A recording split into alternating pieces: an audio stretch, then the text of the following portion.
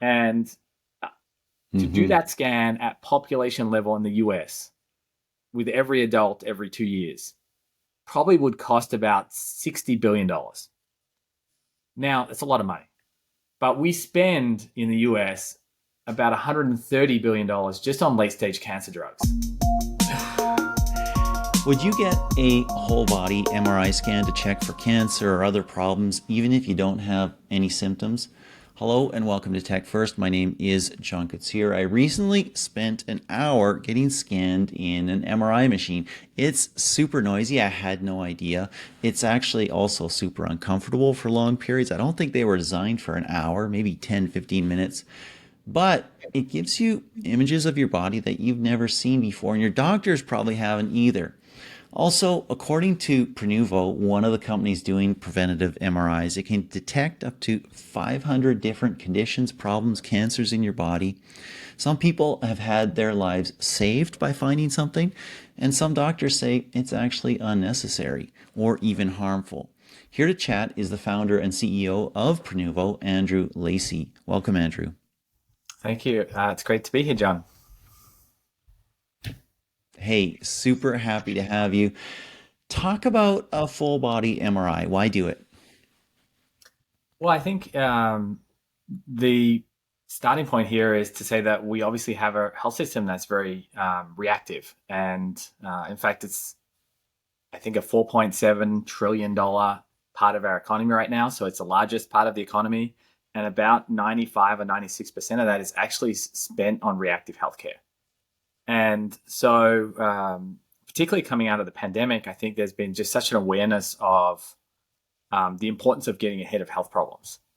And Prenuvo provides its patients with a way to really look underneath the skin and see what's going on and identify not only things that could kill you earlier than you would like, things like cancer and aneurysms, but also to really start to understand how the way we're living our lives is impacting our underlying physiology. And that's really exciting because that's often so early that you don't even need to access the medical system. You just make lifestyle changes, and not only can you live longer, but you can live much healthier. I love how you put that. Could kill you sooner than you want to. Most people would say anytime it's going to kill me, it's sooner than I want to, but that's all good. I seem to detect in your accent a hint of Australia. Am I correct? That's correct. I grew up in Melbourne, Australia, and moved over to the US in Wonderful. 2003 to do an MBA in the San Francisco Bay Area, and then sort of fell in love with entrepreneurship. And I've been doing that now for the last 15 years. Excellent. So we'll get into more specifics about the MRI itself, what it finds, what it doesn't find, all that stuff, and how it fits into healthcare systems. But some doctors aren't fans. Why is that the case? Well, I wouldn't say that they aren't fans about what Prenuvo is doing. I would say that they aren't fans of screening asymptomatic patients in general. And a large part of that is rooted in the way that this has historically been done. So, about 20, 25 years ago, there are actually a couple of companies that put CT machines in shopping centers, and people could actually get screenings for cancer. And the problem with CT is it involves radiation. So you use it enough and you may well find cancer, but you also may well have sort of put it there. And it's also not very accurate for a lot of other conditions that you could see in the body. So what ended up happening was, there were a lot of findings, indeterminate findings. We see something here, we see something there. You should go and do more tests to figure out what that is. Um, Hmm. and that's largely fallen out of favor, but it definitely poisoned the impression that a lot of physicians had of screening in general. Now, so go forward 20, 25 years, the technology that we use at Prenuvo is MRI, so it doesn't involve radiation. And you mentioned the scan took some time. Well, it takes a little bit of time just because every image that we take is clinical diagnostic quality. And that's one of the things that's quite different. And we're only able to do this in the last few years because of advances in hardware and software. And a lot of physicians are just not up to date on these changes, understandably. And so, a very big part of our role is educating physicians on how this technology has changed and how the results that you get from these screenings are quite different to what they had seen in the past. Mm-hmm. Mm-hmm. Interesting. So maybe talk about what it can detect. What can you find in an MRI scan? Sure. So, how it works is we are imaging the body at a number of different tissue weights. So, we're actually able to take photos inside the body and filter for different types of tissue. So, we can filter for fat, we can filter for muscle, we filter for fluid, we filter for blood. And one sequence in particular, which we are one of the, if not the world's leaders on, is a sequence that actually filters for hardness. It's a sequence called diffusion. And why is filtering for hardness sort of very interesting in the body? Well, you might recall that women are told to feel their breasts for lumps. And the reason why that is a great preventive health technique is not because every lump is going to end up being cancer, but because um, all solid tumors are, for the most part, harder than the surrounding tissue. And of course, you Mm. can feel your breasts because, well, for obvious reasons, but it's very, very difficult to feel your lungs or your pancreas or your kidneys or other parts of your body. And so with the MRI, we're able to do that digitally at much greater precision. And so we take all these images of your body and Mm-hmm. we're able to then layer them on top of each other, sort of like Instagram filters, and look at any one three-dimensional pixel in your body. We call them voxels. And depending on how it appears on these different image sequences, we can be quite precise about what we're looking at. And so, whereas historically, for example, with CT screening, you might see something like a lesion in the liver, but not know what it is. We would see that same lesion, but we would be able to identify it as containing fluid, in which case, for example, it might just be a benign cyst, or containing fresh blood, in which case it's most Mm-hmm. likely a sort of internal birthmark. It's called a hemangioma. And so, because of all these filters, we're able to be a lot more accurate for most everything that we see. Um, MRI is fantastic at evaluating soft tissue. So that means that, and by soft tissue, it's a radiology term for our organs. And that's where most of the problems are that we face as we age. And so, outside of cancer, most everything we can see physiologically with MRI, we're able to diagnose with one of these exams. So it's really interesting. Um, and I think probably the biggest insight we've had having done this now for 10 years is just how early we can actually see some of these conditions. And Mm-hmm. because we can see them very early, that means the window of detection is quite large. And it's sort of this very Mm-hmm. beautiful side effect of the way our bodies work. They have such built-in redundancy that we can actually do a decent amount of damage before we start feeling any symptoms. And that damage is there. We can see it. We can oftentimes quantify it. We can diagnose it.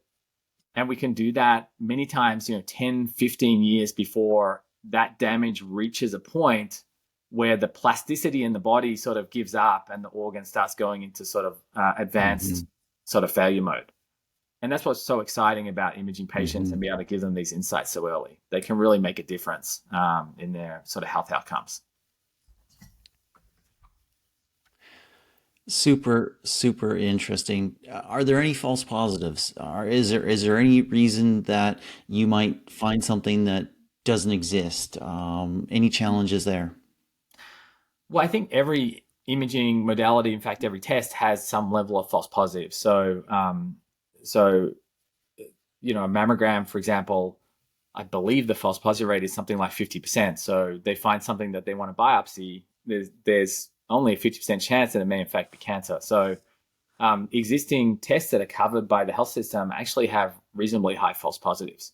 Lung cancer screening is another example with CT, where they'll often find a lot of little tiny nodules that end up being granulomas, not lung cancer, but they follow them, for several months afterwards to see if they change over time. So there are false positives in the medical system. We for sure have some, but we don't. All of the findings that we make, we risk stratify. What I mean by this is we don't often diagnose cancer, for example. We diagnose something that is highly suspicious of malignancy or something that at the other end of the spectrum is benign and you should do nothing about.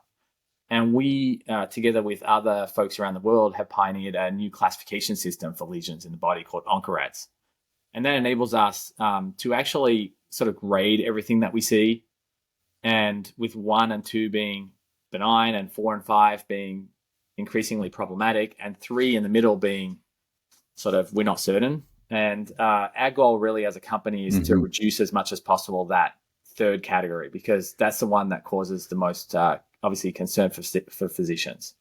One of the good things is because most lesions that end up in that category tend to be quite small and therefore hard to characterize. Oftentimes, the only real follow-up that's required is to do another one of these exams after a year or so and just make sure that whatever was there is stable. Mm-hmm. Mm-hmm. So super interesting because I did it and I got back a report. It's literally a 16-page PDF report. Apparently, I'm pretty healthy, so that's good news. Congratulations. And the radiologist who, yeah, the radiologist who talked to me said, well, "This is actually really good, really amazing." But there was one area of concern, and that is there's some multifocal marrow signal abnormality somewhere in my pelvis, and so there's something, and they suggest check it out with a SPECT CT scan that's recommended. So I Mm-hmm. brought it to my doctor, and my doctor looks at it and says, and he's like, he's like, "Do you have any symptoms?" And I'm like, do I have any symptoms? I mean, like I just ran down a mountain. I'm in the gym 4 days a week, and I walk a lot, and I do a lot of hiking. I'm always sore somewhere. That this is just how would I differentiate? I don't know. And so, anyways, he's sending me for some blood work to see if there's something that he can find there. But he's like leery about sending me for the scan that's recommended, and I'm like, well, there could be something here. He says, well, there could not be anything there, and or most of what it found isn't a big deal. And I'm like, well, I'd kind of like to know, how do you deal with that situation? So I'm in Canada. It's a social healthcare system. In the States, I suppose you can just order whatever scans you want, but maybe your insurance won't cover it. How do you deal with that? Yeah, I mean, it's a constant process of educating physicians. I think it involves a little bit in some ways like changing the chip as a physician. If we find something in a patient that is concerning to us, and I'm not saying this, not knowing your findings, I'm speaking in generalities here. Sure. Oftentimes, you know, um, it sort of changes the risk profile of the individual. But physicians, Mm-hmm. especially in social medicine systems, sometimes are making sort of statistical based choices, that apply to the entire population. So, a simple example, and this happens a lot with women in particular in ovarian cancer, and this is part of the reason why ovarian cancer is caught so late, is, the symptoms of ovarian cancer are abdominal pain. And, and abdominal pain is most likely created from something that is not life threatening. It could be a inflammatory condition from, you may be gluten intolerant or something like this. And it takes a really long Mm-hmm. time to walk through all of the much more likely and less scary outcomes. And that's why in all medical systems, it takes just so long to diagnose a condition. Even from the point of there being symptoms, it takes 6 months on average for cancers. But imagine those symptoms become more and more specific over time, and more and more indeterminate sort of earlier, or asymptomatic, and the health system just doesn't know how to deal with those, because their sort of like decision tree starts with symptoms. And um, you know, and so that's really hard. It's sort of a hard thing to actually then. Well, how do I figure out the sort of Bayesian probabilities now? When everything I learned in medical school starts with a symptom. Requires two or three. If you have this and this and this, then this is the sort of like next course of action. It's a really difficult challenge, and to be honest, it's something that we spend a lot of time talking to physicians about. We're doing a lot of research ourselves to help just really understand and quantify the impact that these screenings have had to patients that we have performed them on. But fundamentally, you know, that's part of why we want our customer is in some ways the patient, not the doctor, or the patient and the doctor. And the Hmm. idea is for you to be as informed about your health as a physician might be, so that then you can go out and access the health system, Hmm. hopefully, with information that enables you to really take control. I unfortunately cannot solve the Canadian health And system on this podcast. no one has been able to figure it out yet. um, talk about uh, you've talked about healthcare versus sick care and a transition in thinking. And you just mentioned it. Everything starts with a symptom. Well, what if you're asymptomatic? Or what if, there's something. I know there's been cases where people, I believe it was a 2019 TED conference in Vancouver, came in and 60 people got scanned at your facility in Vancouver, BC, Canada. And one woman found something, and it was, I forget the details, but her sister literally had the same condition and died from it unscanned a couple months later or a month later or something like. She got it dealt with, and she was healthy and fine. She had no symptoms. She had no reason to suspect anything was wrong, but this potentially saved her life. Yeah, it happens all the time, and in some ways, the way we live our life can obviously control our risk of, affects our risk of whether something is going to happen to us, but no one has no risk. And so there's always that possibility that we find something um, uh, potentially life-saving in someone. And to be honest, what's really, really exciting is a lot of people focus on cancer. The overwhelming majority of cancers that we find are stage one. And it's led us to believe, and there's some Hmm. research out of Hopkins and other institutions about this, that cancer actually can spend 3 or 4 years at stage one. And so there's just such a tremendous opportunity to diagnose these conditions so early that you can really affect, health outcomes in a positive way. And if you start to do them at a population level, then you can not only save lives, but also potentially save tremendous costs from the system. One example would be, we have an abbreviated scan. So that 15 minutes that you were looking for when you went in the machine, we actually do have a 15-minute scan that just looks for cancer in the torso. And uh, to do Hmm. that scan at population level in the US with every adult every 2 years probably would cost about $60 billion. Now, that's a lot of money, but we spend in the US about $130 billion just on late stage cancer drugs. So there's a real possibility that approaches like what we are pioneering could fundamentally transform the health system over time. And we might look back on sort of the way we're doing health today in 20 or 30 years and just sort of shake our heads and consider just how crazy it was that we didn't actually, that we waited until things were advanced before we did anything. The thing that comes to mind was during the height of the COVID pandemic, or maybe even early periods, and a certain billionaire, former president of the United States, would say, "Hey, you test more, you find more." I think that's one of the things that maybe healthcare systems are worried about. But you basically answered a question I was going to ask you. Do you save money if you find cancer earlier? Like, I'm not even talking about healthcare outcomes in terms of saving lives, which is the primary thing and the thing that most people care most about. But does a healthcare system save money if they detect cancer earlier or other conditions and treat them early?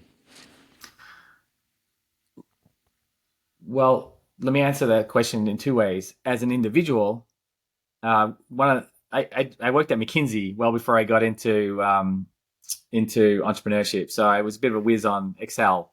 And so before I decided to invest my own time in this, I really want to understand the answer to that question. And so, we put together a big model and we were just looking at the top 15 cancers, I believe. And we looked at the average stage of detection versus getting it detected at stage one. And what would be the impact on outcomes, on medical costs, on productivity loss, um, on the cost of lives lost. And the end result was, if you valued a year of your life at an additional year of your life at something like $20,000, then doing one of these Very scans low. would be break even for you. doing one of these scans every year at the cost it is, which is $2,500. So as far as the individual concerned, I would say most people would say a year of my life is worth more than $20,000. So from an individual point of view, that sort of calculation makes sense. When you move to the population or to health programs, the calculation is a little bit different because they don't always necessarily value the cost of a life saved. And unfortunately, some cancers that are caught quite late are actually quite inexpensive to treat because unfortunately people pass away really fast. So it's a much more complicated question. And I think that means as a company, our focus really is twofold. One is how do we scale up what we're doing so that the cost of providing the screenings comes down to a point where it is much more accessible to more people. And our goal as a business is to bring that $2,500 scan down to $500 over time. Secondly, as the cost of the scan comes down, it becomes obviously not only more easy for individuals to afford it, but it becomes more likely that it would also be adopted by the health system as part of standard of care. And we're working to sort of make that happen. And those are long conversations, but we hope that eventually this will be something that will be available to everyone.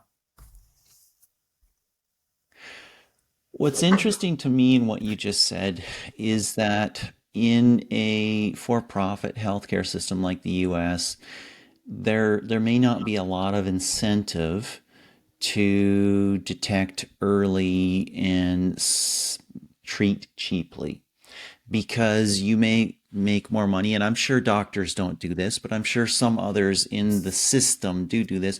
You probably make more money by detecting a little later and treating over a longer period of time with more aggressive treatments and surgeries and drugs and everything like that. But in a socialized healthcare system, which let's be honest is most of the world, right? You've got Canada, you've also got all of Europe, you've got Asia, you've got many other places that have a social safety net of healthcare services. It's essentially taxpayer money and it's government money that is funding most of healthcare. That can lead to a wider purview. What is the cost of losing this worker? What is the cost of losing this taxpayer? What is the cost of losing this person? And so you can look at it at a broader perspective. That's interesting. That's something that I'll probably want to dig into. I had an additional question on the imaging that comes out of this. You mentioned it was 3D and everything like that. How do you see that? How do you get that? So I get a 16-page report. I've got these 2D black and white images. Can a doctor go in some VR or in some other way see sort of a 3D perspective of what the particular issue that might be found looks like? We've actually loaded the images up in VR. It's great eye candy. It's not particularly useful for diagnosing patients. It's actually a lot less efficient at this point in time. So when we take images of your body, we take images in called slices. So we actually are slicing you up in two-dimensional slices, and then we sort of layer them That's one on top of pleasant. the other. Yeah, it's sort of an interesting mental image.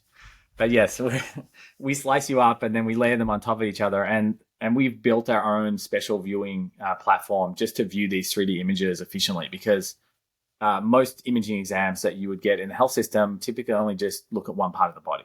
So look at a shoulder or a knee or a brain, and the software is really purpose built just for single body parts. Because we take the entire body, we're capturing over a billion data points. There are, orders of magnitude more images. We've built our own viewing tools just to be efficient around the radiology that's required to put together that 16-page report. It also brings into play, obviously, a potential role for AI, because once you move from 2 dimensions to 3 dimensions, there are certain things that for sure AI can do better than radiologists. For example, measuring the volume of a 3-dimensional organ is very, very difficult and can only really be approximated by a radiologist, but an AI can do that relatively easily. And why do we care about the volume of organs? Well, seeing how organ volume changes over time is actually a really great early indicator of an underlying disease process. And obviously, this is most common in the context of the brain and how that might shrink over time, and how is our individual brain shrinking relative to the average, because we all shrink, unfortunately, as we get older. But also other conditions. We've diagnosed viral infections of spleen just by seeing a spleen go from, a certain size to almost twice that size between one scan to the next. So volume really helps us understand a lot better what's going on in the body, and that's an example of an area where AI can really help speed up the process and obviously make the clinical insights even more helpful. My father died of what they labeled as myelodysplasia, which is a sort of a cancer in bone marrow, actually. And one of the symptoms was massive hypertrophy of the organs, including liver and other things like that as well. And so it was. I can see how that would be helpful and very, very useful. And I hope that you do manage to scale and get to the $500 a scan mark, which, isn't cheap, isn't, pocket money for most people, but is certainly within the realm of accessibility.